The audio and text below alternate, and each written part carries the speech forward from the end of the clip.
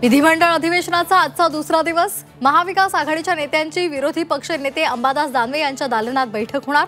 अधिवेशनामध्ये सरकारला घेरण्याची रणनीती ठरणार।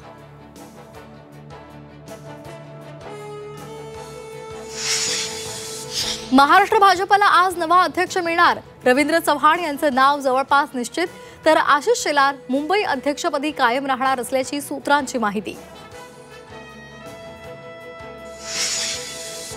कुणाल पाटील काँग्रेसचा हात सोडणार। आजच भाजपमध्ये प्रवेश। कुणाल पाटलांची झी 24 तासच्या मुलाखतीमध्ये घोषणा।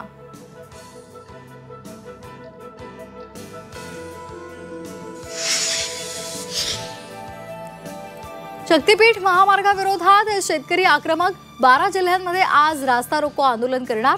महामार्गाला जमीन द्यायला तीव्र विरोध।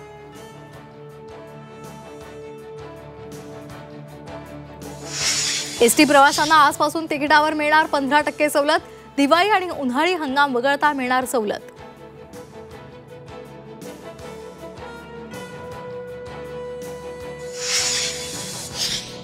पालघरच्या म्हसे गावामधल्या विद्यार्थ्यांचा शिक्षणासाठी जीवघेणा प्रवास। पूल नसल्यामुळे टायरच्या ट्यूबवरून करावी लागते नदी पार।